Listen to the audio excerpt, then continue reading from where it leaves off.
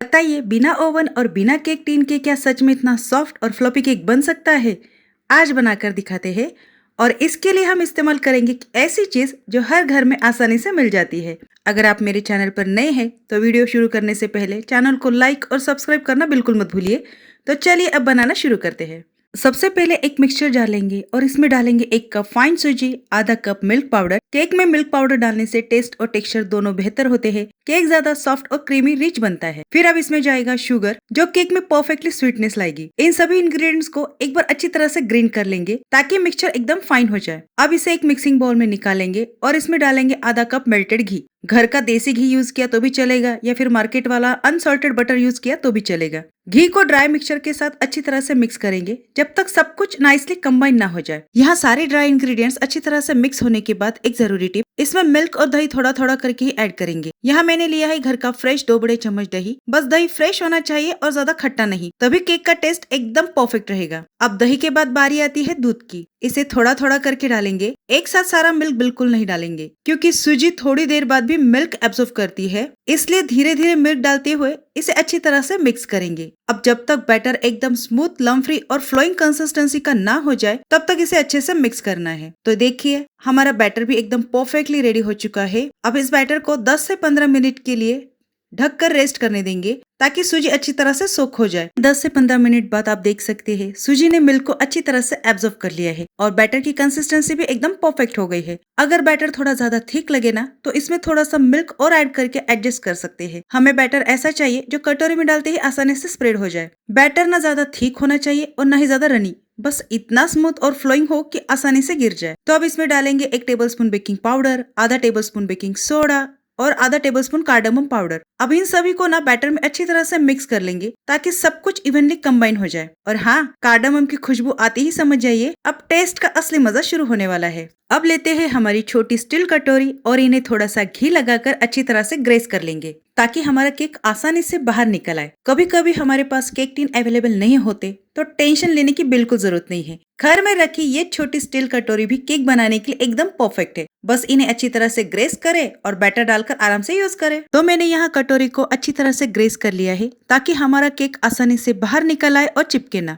अब इसमें हमारा रेडी किया हुआ बैटर डाल देंगे, लेकिन यहाँ एक छोटी सी और इम्पोर्टेंट टिप्स, कटोरी को बिल्कुल भी पूरा नहीं भरना है। इसे आधे से मैक्सिमम 2/3 तक ही भरेंगे क्योंकि कुकिंग के दौरान बैटर अच्छी तरह से राइज होगा और फूलेगा, वरना बाद में आप ही बोलोगे ये ट्रिक पहले क्यों नहीं बताई। बस इतना ध्यान रखिए, ज्यादा भरने के चक्कर में केक को बाहर निकलने का मौका मत दीजिए। और फिर देखिए आपका मिनी सूजी केक एकदम सॉफ्ट, फ्लफी और परफेक्टली शेप में बनकर तैयार हो जाएगा। अब इस केक के लिए ओवन की बिल्कुल जरूरत नहीं है। बस एक हेवी बॉटम पैन लेंगे जिसे मैंने पहले से ही 5 मिनट के लिए अच्छी तरह से प्री हीट करके रेडी रखा है। ध्यान रखें, बेकिंग पाउडर और बेकिंग सोडा डालने से पहले पैन को 5 से 7 मिनट तक हाई फ्लेम पर प्री हीट करना जरूरी होता है ताकि केक बैटर डालते ही सही तरीके से कुक होना शुरू हो जाए। फिर पैन के अंदर हमारी कटोरी केयरफुली रख देंगे।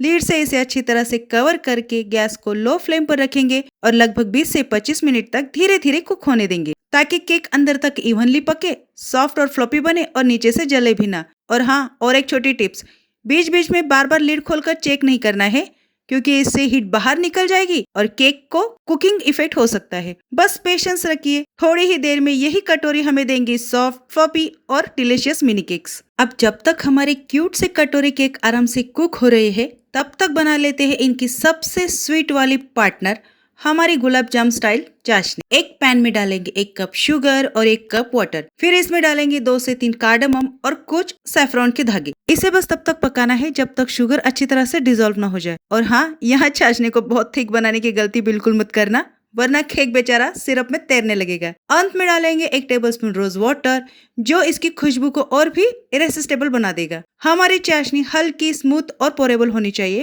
ताकि केक इसे अच्छे से सोक कर पाए और हर बाइट में मिले वो जूसी गुलाब जामुन वाला स्वाद। बातों बातों में अब हमारी स्वीट और एरोमेटिक चाशनी भी एकदम रेडी हो चुकी है। तो चलिए देखते हैं हमारी कटोरी केक्स का क्या हाल है। आखिर वेट जो खत्म होने वाला है, लगभग 20 से 25 मिनट हो चुके हैं। तो अब लिड खोलेंगे और एक टूथपिक डालकर केक को चेक करेंगे। अगर टूथपिक क्लीन निकलती है तो समझ जाइए हमारा केक एकदम परफेक्टली कुक हो चुका है। केक को तुरंत बाहर नहीं निकालेंगे, गैस बंद करके लीड को थोड़ा सा खुला छोड़ देंगे और 5-10 मिनट के लिए इसे अंदर ही रेस्ट करने देंगे ताकि टेम्परेचर धीरे धीरे नॉर्मल हो और केक की सॉफ्टनेस बनी रहे। ऐसा करना क्यों जरूरी होता है? केक को तुरंत बाहर निकालोगे ना तो कभी कभी केक बैठ सकता है, टेक्सचर थोड़ा डेंस और रबरी हो सकता है, ऊपर की सरफेस पर भी असर पड़ सकता है। इसलिए गैस बंद करने के बाद लीड को थोड़ा सा खोलकर 5-10 मिनट के लिए केक को अंदर ही रहने दे। इससे केक धीरे धीरे कूल होगा और उसकी सॉफ्टनेस और शेप बेहतर बनी रहेगी। देखिए यहाँ पर टेम्परेचर नॉर्मल होने के बाद कटोरे इसको केयरफुली बाहर निकालेंगे और थोड़ा ठंडा होने देंगे, क्योंकि आगे आने वाला है सबसे सेटिस्फाइंग पार्ट, इस सॉफ्ट केक को चाशनी में डुबोने का। अब इस केक को गुलाब जामुन वाला जूसी टेक्सचर देने के लिए ऊपर टूथपिक से छोटे छोटे होल कर देंगे। इसके ऊपर धीरे धीरे हमारी वार्म शुगर सिरप डालेंगे। जल्दी जल्दी सारे सिरप नहीं डालनी है, जल्दबाजी नहीं करना है, थोड़ी थोड़ी करके डालेंगे ताकि केक सिरप को अच्छी तरह से एब्जॉर्ब कर सके। फिर कुछ समय के लिए सोक होने देंगे और थोड़ी देर ठंडा होने देंगे। देखिए हमारा सूजी गुलाब जामुन केक कितना सॉफ्ट और जूसी हो गया है। ऊपर से चॉप पिस्ता, आलमंड और रोज पेटल से गार्निशिंग कर देंगे।